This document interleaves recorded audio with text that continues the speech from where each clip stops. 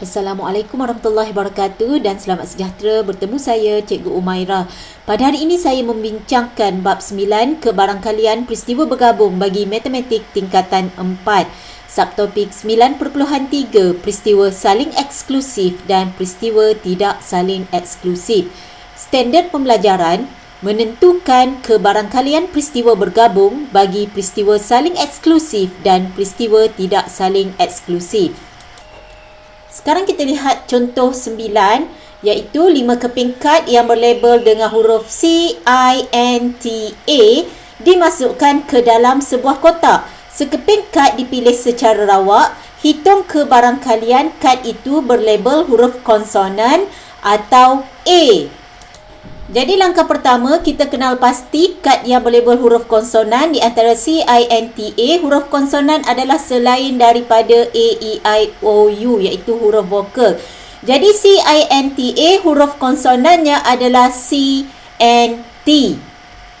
Seterusnya kita akan kita akan cari pula peristiwa kad yang berlabel huruf A. Jadi ada satu saja iaitu A dan sememangnya A seperti mana diminta oleh soalan. Maka P kad yang berlabel huruf konsonan atau A, kita ingat kembali rumus. Jadi kita perhatikan kedua-dua peristiwa ini adalah dua peristiwa saling eksklusif iaitu tiada unsur sepunya. Jadi untuk kita carikan P kad yang berlabel huruf konsonan atau A, kita akan menggunakan formula penambahan kebarangkalian iaitu PA kesatuan B bersamaan PA tambah PB. Jadi di sini kita akan cari PA kita. A kita adalah kad yang berlabel huruf konsonan, peristiwa yang pertama. Jadi kita ada 3 unsur, bahagi ruang sampelnya 1, 2, 3, 4, 5. Jadi 3/5 adalah kebarangkalian bagi kad yang berlabel huruf konsonan dipilih. Tambah kebarangkalian bagi kad yang berlabel huruf A dipilih. Jadi kita lihat peristiwa kad yang berlabel huruf A dipilih ada satu unsur. Jadi N-nya satu unsur. Dan bilangan ruang sampel tadi ada 5. Maka kita selesaikan, kita akan dapat jawapan akhirnya kebarangkalian kad berlabel huruf konsonan atau A dipilih adalah 4/5. Jadi kita telah selesai menjawab soalan contoh 9. Seterusnya kita lihat soalan contoh 10 di dalam buku teks muka surat 259. Jadi soalannya, dalam satu jamuan kebarangkalian Zalifah dan Maran makan cendol masing-masing ialah 5/7 dan 3/5. Wakilkan kebarangkalian Zalifah dan Maran makan cendol dalam jamuan itu dengan gambar rajah Venn. Jadi itu adalah soalan A. Dan soalan B, hitung kebarangkalian Zalifah atau Maran makan cendol dalam jamuan itu. Jadi kita akan bincangkan soalan A terlebih dahulu. Jadi untuk menjawab soalan yang melibatkan kita perlu melukis gambar rajah Venn. Jadi kita perlu isi maklumat daripada yang sebelah dalam. Jadi andaikan Zalifah saya wakilkan sebagai Z dan Maran sebagai M. Jadi kita ada set Z dan set M. Jadi kita perlu pertimbangkan terlebih dahulu. Di kawasan persilangan bagi kedua-dua set ini. Jadi kita boleh lukis set semestanya. Jadi kita akan pertimbangkan dulu kebarangkalian Zalifah dan Maran makan cendol dalam jamuan itu, iaitu dalam kawasan yang saya loritkan di sini. Jadi kita tuliskan kebarangkalian kedua-dua Zalifah dan Maran makan cendol dalam jamuan itu.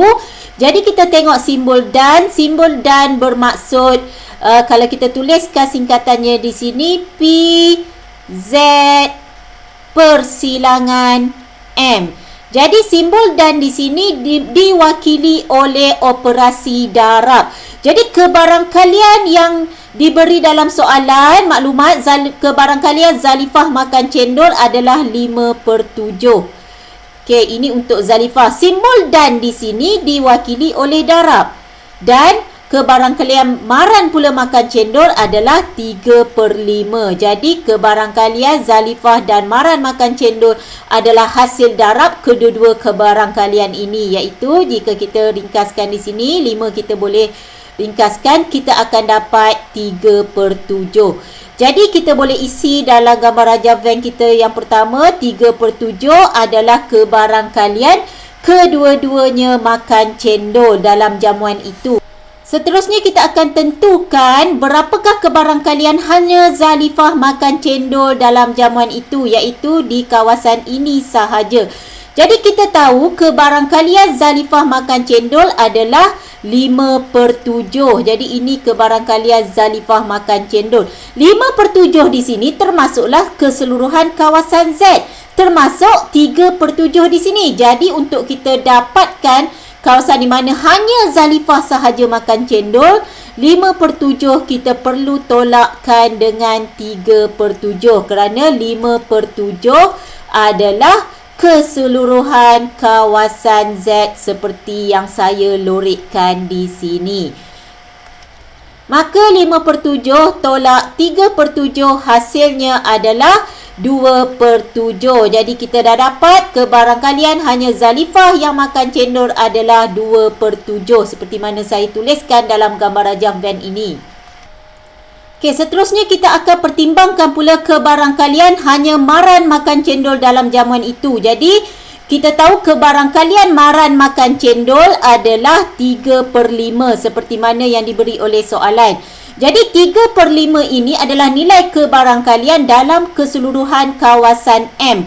Jadi kita dah ada dalam kawasan M itu, kita dah ada 3/7. Jadi untuk dapat di kawasan yang saya lorekkan ini menunjukkan kawasan di mana hanya Maran sahaja makan durian, kita perlu tolakkan 3/5 ditolakkan dengan 3/7. Jadi di sini kita boleh samakan penyebutnya terlebih dahulu, iaitu 5/7. Jadi saya tunjukkan untuk kita samakan penyebut. 3 juga perlu darab 7. Jadi 7/5. Okey, 3/5. Jadi kita ada penyebutnya adalah 35. Jadi 3/7 21 tolak 15 per 35. Maka kita akan dapat hasilnya adalah 6/35. Jadi 6/35 adalah mewakili kawasan hanya Maran makan cendol dalam majlis itu. Okey, seterusnya kita perlu pertimbangkan kemungkinan kedua-dua Zalifah dan Maran tidak makan cendol. Jadi kita cuba tambahkan ke semua nilai kebarangkalian, iaitu 2/7 ditambah dengan 3/7 ditambah dengan 6/35. Maka kita dapat hasilnya 31/35. Bermakna hasilnya bukan 1. Jadi ini menunjukkan berkemungkinan kedua-dua Maran dan Zalifah tidak makan cendol dalam jamuan itu. Jadi 1 tolak dengan kesemuanya, kita akan dapat 4/35. Jadi kenapa mesti 1? Kerana jumlah kebarangkalian adalah 1. Bermakna 4/35 adalah nilai kebarangkalian kedua-dua Zalifah dan Maran tidak makan cendol dalam jamuan itu. Jadi ini adalah hasil gambar rajah van yang lengkap yang mewakili soalan A. Jadi kita telah selesai menjawab soalan A. Seterusnya kita akan bincangkan pula hitung kebarangkalian Zalifah atau Maran makan cendol dalam jamuan itu, iaitu soalan B. Jadi hitung kebarangkalian Zalifah atau Maran makan cendol dalam jamuan itu atau merujukkan kepada operasi tambah. Jadi kita lihat dalam kes ini terdapatnya kawasan persilangan di antara Zalifah dan Maran, iaitu peristiwa Z dan peristiwa M adalah saling eksklusif. Maka kita akan menggunakan rumus penambahan kebarangkalian, iaitu kebarangkalian Zalifah atau Maran makan cendol dalam jamuan itu bersamaan dengan PZ tambah PM ditolak dengan kawasan kebarangkalian bagi persilangan kedua-duanya. Jadi daripada sini, PZ tadi kita dah tentukan. Diberi dalam soalan 5/7, iaitu kebarangkalian Zalifah makan cendol. Tambah dengan kebarangkalian Maran makan cendol juga diberi dalam soalan, iaitu 3/5. Dan ditolak dengan kebarangkalian kedua-duanya makan cendol. Jadi kita dah cari pada soalan A sebentar tadi, iaitu 3/7. Jadi di sini murid hanya perlu menekan kalkulator untuk selesaikan soalan ini. Jadi kita selesaikan bersama. 5/7 tambah 3/5 ditolak dengan 3/7. Jadi hasilnya adalah 31/35. Jadi kita tuliskan jawapan. 31/35 adalah jawapan akhir bagi kebarangkalian Zalifah atau Maran makan cendol dalam jamuan itu. Dengan ini kita telah selesai menjawab soalan contoh 10. Seterusnya kita lihat pula contoh 11 di dalam buku teks muka surat 260. Kebarangkalian sebuah telefon pintar yang dihasilkan oleh Kilang Jaya mengalami masalah paparan ialah 2/13. Dua buah telefon pintar dipilih secara rawak. Lakar satu gambar raja pokok untuk menunjukkan semua kesudahan yang mungkin. Seterusnya, hitung kebarangkalian bahawa sekurang-kurangnya sebuah telefon pintar yang dipilih mengalami masalah paparan. Jadi di dalam kes ini, soalan ada dua kehendak, iaitu yang pertama, lakar gambar rajah pokok, dan yang kedua kita akan hitungkan kebarangkalian sekurang-kurangnya sebuah telefon pintar yang dipilih mengalami masalah paparan. Jadi untuk kita lukis gambar rajah pokok, kita pertimbangkan huruf M sebagai telefon pintar yang mengalami masalah paparan, dan M prime adalah telefon pintar yang mewakili tiada masalah paparan. Jadi dua telefon pintar telah dipilih. Jadi untuk sesi pemilihan telefon pintar yang pertama, berkemungkinan akan memilih telefon pintar yang mempunyai masalah paparan, dan juga boleh berkemungkinan memilih telefon pintar yang tidak mengalami masalah paparan. Jadi diberi di sini, kebarangkalian telefon pintar yang mengalami masalah paparan adalah 2/13. Jadi kita masukkan nilai kebarangkalian dalam gambar rajah pokok kita. 2/13 adalah kebarangkalian memilih telefon pintar yang mengalami masalah paparan. Jadi kebarangkalian memilih telefon pintar yang tidak mengalami masalah paparan adalah 1/2/13. Kenapa 1? Kerana jumlah kebarangkalian adalah 1. Jadi kita akan dapat 1/2/13 adalah 11/13. Jadi kita lengkapkan gambar rajah pokok. Di sini adalah 11/13, iaitu kebarangkalian memilih telefon pintar dengan tiada masalah paparan. Jadi seterusnya, untuk pemilihan telefon pintar yang kedua, andai pemilihan yang pertama telah memilih telefon pintar yang mengalami masalah paparan, pemilihan yang kedua juga mungkin memilih telefon pintar dengan masalah paparan. Mungkin pula kita memilih telefon pintar tanpa masalah paparan, iaitu M prime. Jadi di sini kita masukkan nilai kebarangkaliannya juga adalah sama. Jadi kebarangkalian kalau kita memilih telefon pintar dengan masalah paparan adalah 2/13. Jadi kita lengkapkan gambar rajah pokok kita di sini. Berkemungkinan memilih telefon pintar tiada masalah paparan, iaitu 11/13. Jadi kita masih belum melengkapkan gambar rajah pokok kita. Jadi andai kali pertama memilih telefon pintar yang tiada masalah paparan, pemilihan kedua berkemungkinan memilih telefon pintar dengan masalah paparan.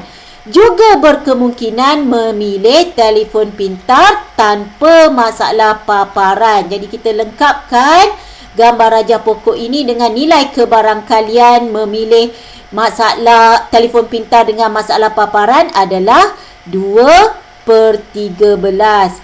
Atau memilih dengan tiada masalah paparan, nilai kebarangkaliannya adalah 11/13. Jadi kesudahannya di sini mungkin kita memilih, jadi cikgu tukarkan color terlebih dahulu supaya dia nampak seragam.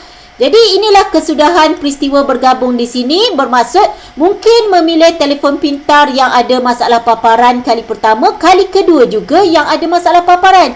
Jadi kita tulis dalam bentuk pasangan bertertib seperti kita belajar pada video awal dalam tajuk ini.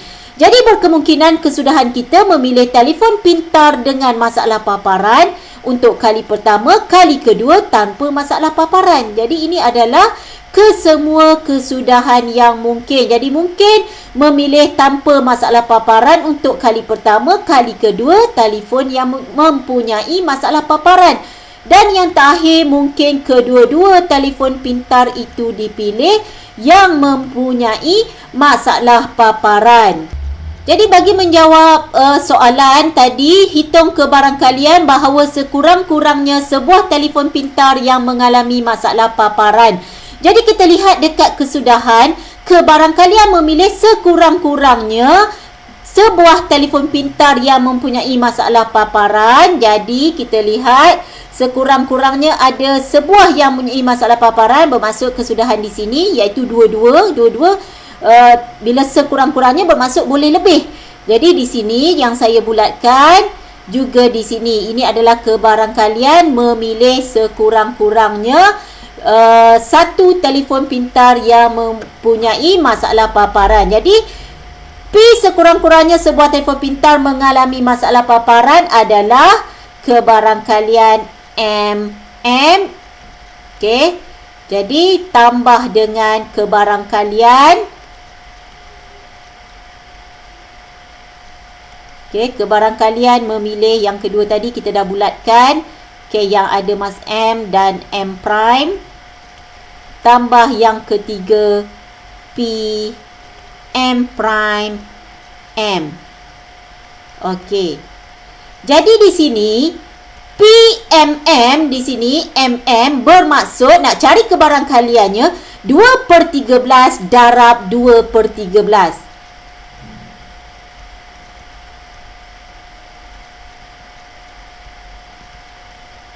Kenapa darab? Sebab MM di sini bermaksud kebarangkalian memilih telefon pintar masalah paparan dan memilih satu lagi telefon pintar masalah paparan. Seperti yang kita sedia maklum, dan di sini adalah operasi darab.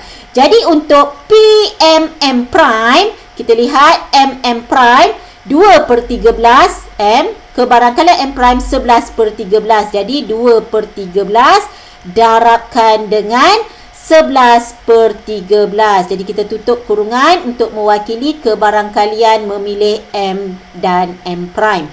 Jadi kebarangkalian memilih M prime dan M. Jadi kita lihat M prime 11/13 kebarangkaliannya. Okey, dan adalah darab M di sini 2/13. Jadi kita dah tulis semua rumusnya. Seterusnya kita boleh menyelesaikan menggunakan kalkulator anda. Jadi saya letakkan di sini supaya kita boleh rujuk rumus yang kita ingin masukkan. Jadi murid hanya rujuk pada paparan skrin nilai yang kita ingin masukkan dalam kalkulator ini. Jadi kita masukkan yang pertama, buka kurungan dahulu. 2/13. Okey, 2/13 darab dengan 2/13. Kemudian kita tutup kurungan. Tambah. Okey, seterusnya 2/13. Kita buka kurungan yang kedua. Didarabkan dengan 11/13. Kita tutup kurungan bagi operasi yang kedua. Tambah operasi ketiga, kita buka kurungan. 11/13. Kita masukkan. Okey, kita nampak 11/13 darab 2/13. Maafkan saya. Okey, tutup kurungan. Jadi kesemuanya adalah 48/169. Jadi kita masukkan nilai bagi jawapan akhir. Jadi kita dah dapat jawapan akhir kita. Okey, tadi jawapannya 48/169. Jadi kebarangkalian sekurang-kurangnya sebuah telefon pintar mengalami masalah paparan adalah 48/169. Jadi kita telah selesai membincangkan soalan contoh 11. Sekian saja untuk video kali ini. Diharapkan video ini mampu memberi manfaat kepada semua yang menontonnya. Video seterusnya kita akan belajar bagaimana menyelesaikan masalah yang melibatkan kebarangkalian peristiwa bergabung. Dengan itu saya sudahi. Sekian, terima kasih.